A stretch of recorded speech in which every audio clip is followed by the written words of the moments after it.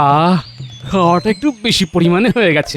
হ্যাঁ, নিজে বাজার করো কিপ্টের মতো করে, আর এখানে পুরো আস্ত পাঁঠা হজম করে ফেললে। হ্যাঁ, এই তোরা চুপ করবি?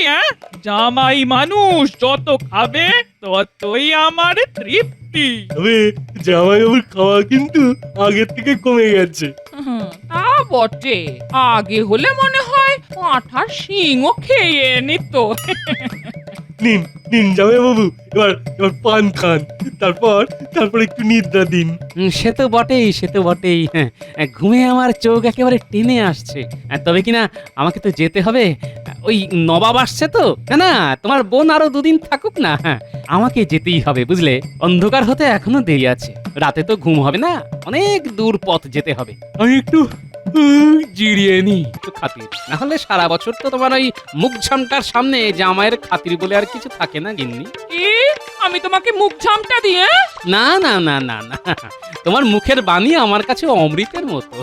মোদ্দা কথা হলো, নবাব আসছেন, তাই মহারাজ আমাকে ছুটি দেবেন না। এই, আমি তোমাকে বলে দিচ্ছি, তুমি যদি না যাও আমি তো যাবই। আর কোনোদিনে মুখ হবো না। হ্যাঁ, তোমার আর কোনোদিন মুখ দর্শনও করবো না। ভালো চাও তো মহারাজের কাছে গিয়ে ছুটির দরখাস্ত করো। হ্যাঁ, কি জ্বালা, শ্যাম রাখি না কুল রাখি, এদিকে নোলাটাকেও যে সামাল দেওয়া যাচ্ছে না। আহা, পোলাও, মুড়ো দিয়ে ঘন্ট, কচি পাঁঠার মাংস, আমের চাটনি, দই, বড় বড় ক্ষীরের পান্তুয়া। আহা, এ কি ছাড়া যায় না? মহারাজকে যা বলার বলেই দিই।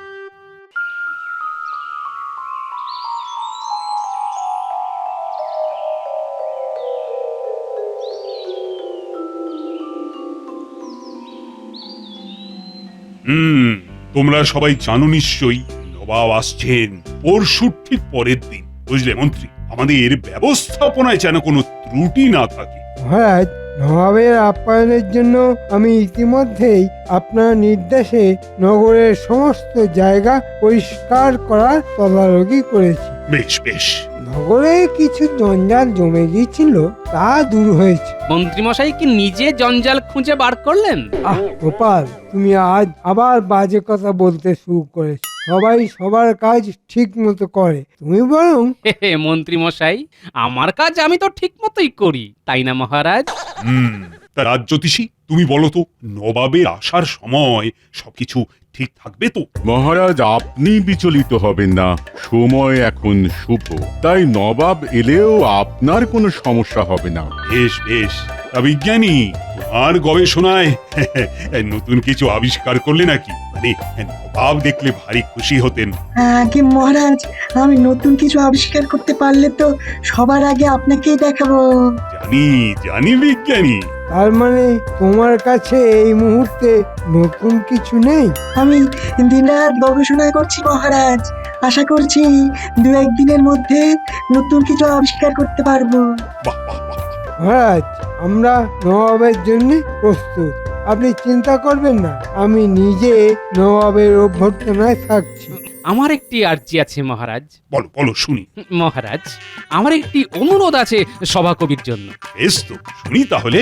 জামাই ষষ্ঠী নিয়ে সভাকবি একটা কবিতা লিখুক বড়। জামাই ষষ্ঠী? ছি ছি গোপাল, আলোচনা হচ্ছে নবাবের আগমনের মতো একটা গুরুগম্ভীর বিষয় নিয়ে, আর তুমি সেখানে জামাই ষষ্ঠী নিয়ে ভাবছো? ভাবতে হচ্ছে মহারাজ, কারণ আমাকে জামাই ষষ্ঠীতে শ্বশুর বাড়ি যেতে হবে যে। পরশু তো জামাই ষষ্ঠী, আর তারপরের দিন নবাব আসছে গোপাল। হে, পণ্ডিত বিবাহ না করলে কি হবে, কবে জামাই ষষ্ঠী এটা ঠিক মনে রেখেছে। অসম্ভব গোপাল, নবাব আসবেন আর তুমি জামাই ষষ্ঠীতে শ্বশুর বাড়ি গিয়ে বসে থাকবে? না না না না, তা কি করে হয়? গোপালের দেখছি আসল উদ্দেশ্য ছুটি নেওয়া। কবিতার বাহানা করছো কেন গোপাল? হে মহারাজ, নাক তো নাকই, সামনে থেকে দেখলেও নাক, আবার ঘুরিয়ে দেখালেও নাক। মানে? আমার শ্বশুর বাড়ি একেবারে নাক বরাবর হাঁটতে হয়, কয়েক ক্রোশ পথ। আমি যাব, খাবো, চলে আসব, নবাবের আসার আগেই পৌঁছে যাব মহারাজ, আপনি একদম চিন্তা করবেন না। বুঝেছি বুঝেছি গোপাল, আমাকে চিন্তিত দেখে তুমি সরাসরি ছুটি চাও। এটা তোমার গুণ। ঠিক আছে, তোমার ছুটি আমি মঞ্জুর করলাম, তুমি যাও। কিন্তু নবাবের আসার আগেই তোমাকে এসে পড়তে হবে কিন্তু। মনে থাকে যেন কথাটা। বিলক্ষণ মহারাজ। তুমি আর এসে উঠতে পারবে না গোপাল, সে ব্যবস্থা আমিই করব। আমি হয়ে উঠবো নবাবের কাছে প্রিয়, আর তুমি হবে চাকরি থেকে বরখাস্ত। হ্যাঁ, আহ আহ আহ আহ। মহারাজ অনুমতি দিলে একটি কবিতা আমি পড়তে পারি। হ্যাঁ হ্যাঁ, নিশ্চয়ই নিশ্চয়ই, পড় পড়। জামাই হয়ে চলল গোপাল ভুড়ি ভোজন করতে, গন্ডা গন্ডা মন্ডা খেয়ে পারবে না গোপাল নড়তে।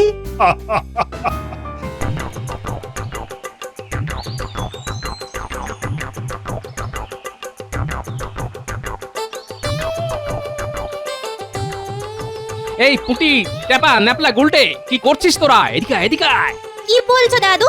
আমরা এখন খেলছি। দাদু, মুরগি আছে নাকি সঙ্গে? তোরা খেলছিস সে তো আমি দেখতেই পাচ্ছি, আমার চোখে তো আর ছানি পড়েনি রে। ও দাদু, কি বলবে বলো না। শোন, কাল সকাল সকাল আমরা সবাই যাচ্ছি তোদের বাবার মামার বাড়ি। হ্যাঁ, বাবার মামার বাড়ি। হ্যাঁ, সেখানে খুব আনন্দ হবে আর প্রচুর ভালো খাওয়া দাওয়া হবে। আরে বাস! কিন্তু কাল সকালে যে পণ্ডিত মশাইয়ের কাছে যেতে হবে। পাঠশালা? আচ্ছা, ও ঠিক আছে ঠিক আছে, আমি পণ্ডিত মশাইকে পরে বলে দেবো, তোদের কোনো চিন্তা নেই, তোরা চল আমার সাথে। কি মজা, কি মজা। খুব মজা হবে। যা যা, তোরা এখন খেল, অন্ধকার হবার আগে কিন্তু ঘরে ঢুকে যাবি সব। কি হলো কি গিন্নি, আর কত দেরি করবে? এরপর যত বেলা বাড়বে তত গরম বাড়বে। তোমার সাজগোজ শেষ হলো? বলি এত তাড়া কিসের? ও বাবা, বেনারসি শাড়ি? রানীমা উপহার দিয়েছিলেন, তুমি তো কিপটে। তোমার আশায় থাকলে এ জীবনে বেনারসি আর পরা হতো না। হ্যাঁ, শখ কত। চলো চলো চলো, এখন আর দেরি করো না, চলো।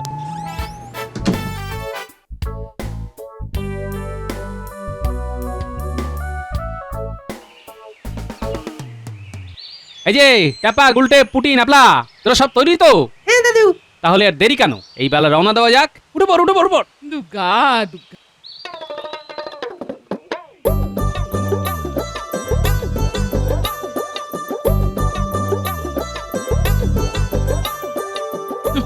জামুটা হয়েছ, গাড়িখানা আবার না ভেঙে পড়ে। হ্যাঁ,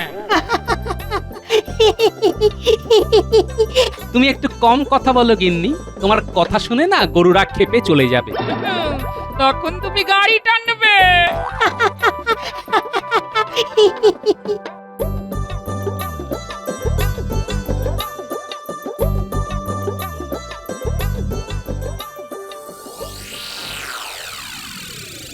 এই যে চারু, বল দেখি বিকেল বেলার সমাস কি হবে? পণ্ডিত মশাই, এখন তো সকালবেলা। চুপ, বেয়াদব। আমাকে ন্যাপলা বলেছে বিকেল বেলার সমাজ শুধু বিকেলেই বলতে হয়। হ্যাঁ, আসুক ন্যাপলা, দেখাচ্ছি মজা। কোথায় সব পুটি, টাপা, গুলটে, ন্যাপলা সব কই? সবাইকে নিয়ে গোপাল দাদু চলে গেছে পণ্ডিত মশাই। তাই বুঝি। যা, আজকের মতন পাঠশালা শেষ, আমাকে এখন রাজসভায় যেতে হবে।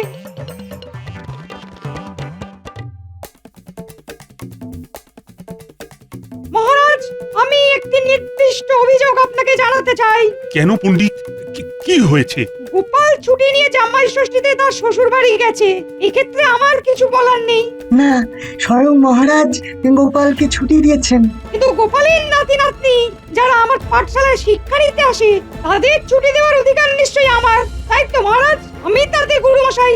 তুমি যথার্থ বলেছো পণ্ডিত। হ্যাঁ, তুমি ঠিক বলেছো। গোপালের কি অধিকার আছে আমার অনুমতি ছাড়া নাতি নাতনিদের পাঠশালায় আসতে না দেওয়া?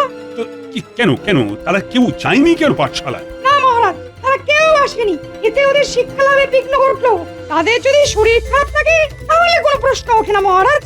কিন্তু এখানে প্রশ্ন উঠছে, কারণ তাদের শরীর খারাপ নয়। মহারাজ, গোপাল ওদের সবাইকে নিয়ে নিজে জামাই ষষ্ঠীর নেমন্তন্ন খেতে গেছে। ছি ছি মহারাজ, বুঝি না বাপু, বুড়ো বয়সে কিসের এত জামাই ষষ্ঠী? তারপরে নাতি নাতনি সদল বলে গোপাল গেল, পণ্ডিতকে কিছু বলেও নি। আমি এর তীব্র প্রতিবাদ জানাই মহারাজ। এমনকি আপনি নিজেই সাক্ষী আছেন যে নবাব আসবে বলেও গোপালের কোনো মাথা ব্যথা নেই। ছি ছি ছি। বেশ, গোপাল ফিরুক, আমি ওর সাথে এই ব্যাপারে কথা বলবো। বলুন মন্ত্রীমশাই, কি করতে পারি আপনার জন্য? বড় কাজ আছে রে বটা ঘটা। বড় কাজের পারিশ্রমিকটাও যে বড় হয় মন্ত্রী মশাই। পাবি পাবি, 1000 মোহর পাবি। 1000 মোহর? কি করতে হবে বলুন মন্ত্রী মশাই? শোন, আজ জামাই ষষ্ঠী, আজ রাতে গোপাল ফিরবে। তোদের কাজ হলো গোপালকে মাঝ রাস্তায় বেঁধে ফেলে ওর সব কিছু লুট করে নেওয়া। এর এমন কি? কিন্তু ওই বাচ্চা ছেলে মেয়েগুলো গোপালের সাথে থাকবে। ওই বাচ্চা ছেলে মেয়েগুলো আমাদের কি করবে? কিচ্ছু করতে পারবে না। ওদেরও আমরা ওই হাত পা মুখ বেঁধে রেখে দেব। হ্যাঁ, ব্যাস, আর কিচ্ছু করতে হবে না। এটা করলেই গোপাল আর রাজ সবাই এসে উঠতে পারবে না। আমরা তাহলে আসি মন্ত্রী মশাই। হ্যাঁ, খুব সাবধানে, কাকপক্ষীতেও যেন টের না পায়। গোপাল, তোমার আশা আর হচ্ছে না। নবাবের সামনে মহারাজের মুখ হবে আমসত্ত্বের মতো। বিদূষকের অভাবে নবাব খেপে যাবে, আর ঠিক তখন আমি হাজির করব ভগবানকে বিদূষক সাজিয়ে। হ্যাঁ, নবাব আমাকে ইনাম দেবে, আর মহারাজ তার লজ্জা থেকে বাঁচাবার জন্যে আমাকে পুরস্কার দেবে। আমার পারিশ্রমিক আরো বেড়ে যাবে, আর গোপালের চাকরি যাবে। হ্যাঁ,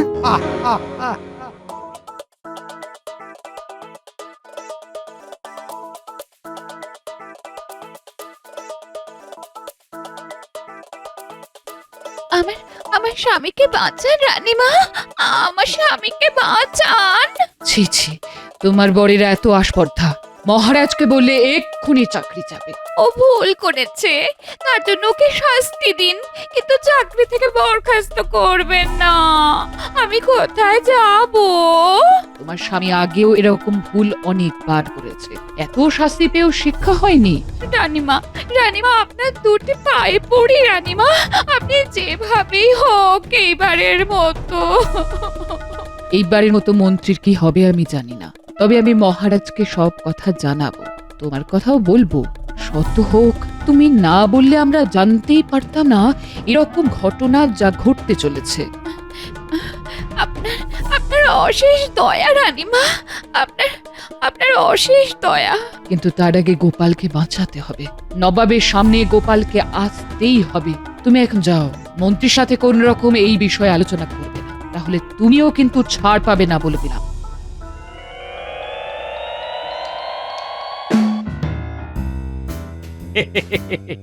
আবার এসব কেন কষ্ট করে? খেয়ে নিন জামাই বাবু, সামান্য কিছু আয়োজন। তাহলে শুরু করি। হ্যাঁ হ্যাঁ, নিশ্চয়ই নিশ্চয়ই। এ নাও বাবা, এ নাও।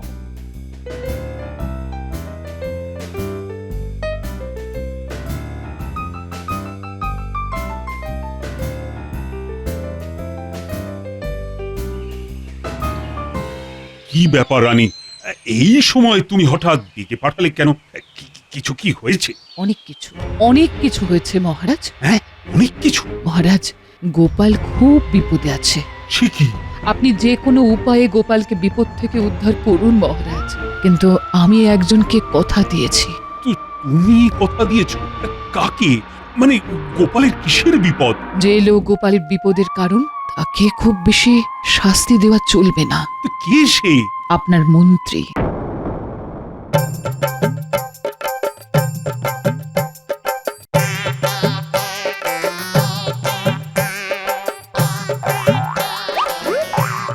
দাদু, অত খেও না।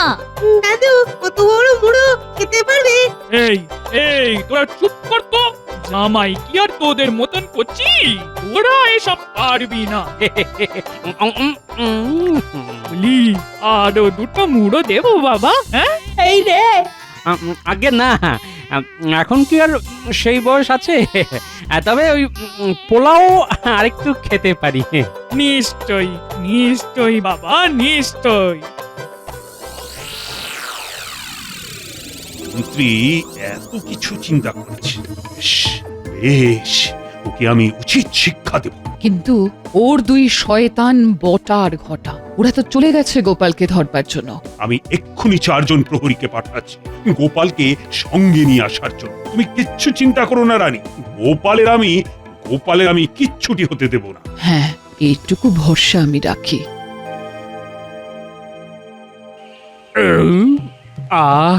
খাওয়াটা একটু বেশি পরিমাণে হয়ে গেছে। হ্যাঁ, নিজে বাজার করো কিপ্টের মতো করে, আর এখানে পুরো আস্ত পাঁঠা হজম করে ফেললে। হ্যাঁ, এই তোরা চুপ করবি? হ্যাঁ, জামাই মানুষ যত খাবে ততই আমার তৃপ্তি। তবে জামাইবাবুর খাওয়া কিন্তু আগের থেকে কমে গেছে।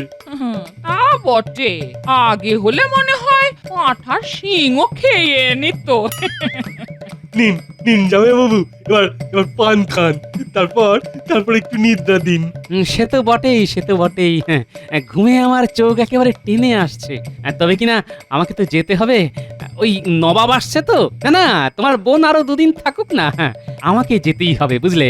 অন্ধকার হতে এখনো দেরি আছে, রাতে তো ঘুম হবে না, অনেক দূর পথ যেতে হবে। আমি একটু জিরিয়ে নি। হ্যাঁ, সেই ভালো জামাইবাবু। বুঝলে ভাইয়া, এরকম খাবার পর একটু দিবা নিদ্রা না দিলে যে চলে না।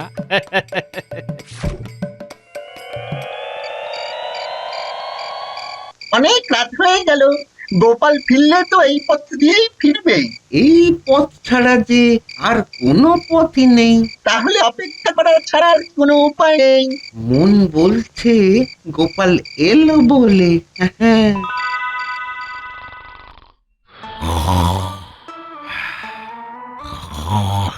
শুনছো? আর কত নাক ডাক রে? এ ওঠো না, অনেক রাত হয়ে গেছে। এখন তুমি না গেলে এই রাত সবাই পৌঁছতে পারবে না। হ্যাঁ, শোন দিদি, তাহলে জামাইবাবু ও ঘুমোক, ওই বিরক্ত করবার দরকার নেই। কিন্তু কি এত রাতে কারা এলো? মহারাজ কৃষ্ণচন্দ্র আমাদের পাঠিয়েছে। গোপাল একা ফিরলে তার অসুবিধে হতে পারে, তাই আমরা সাথে থাকবো। কিন্তু তিনি তো এখন ঘুমোচ্ছেন।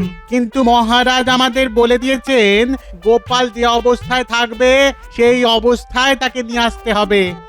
আমাদের অনুমতি দিন, আমরা ভিতরে গিয়ে গোপালকে নিয়ে যাচ্ছি।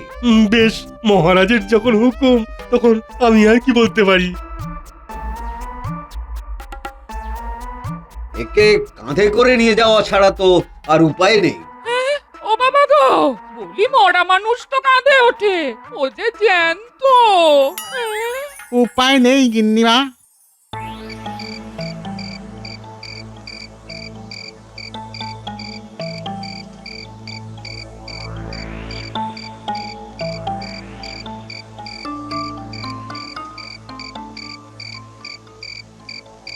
আমি দেখছি 4 জন কাকে যেন কাঁধে নিয়ে আসছে।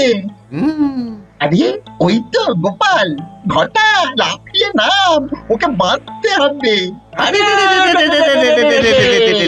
এই কে কে কে কে? তবে রে, ওরে বটা, পালা পালা, এরা তো দেখছি ওই রাজার প্রহরী রে। পালা পালা বটা, পালা। দেখ কেমন মজা।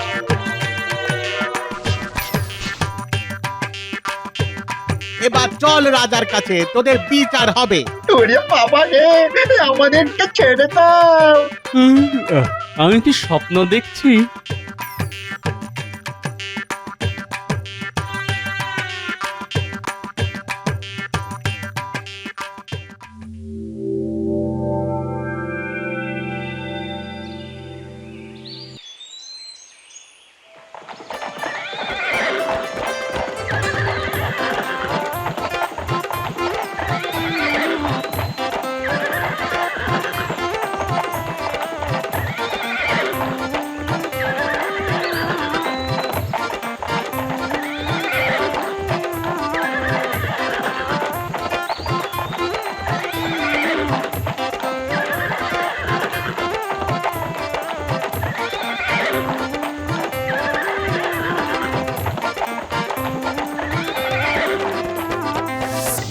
অনেকদিন পর তোমার রাজসভা দেখতে এলাম কৃষ্ণচন্দ্র।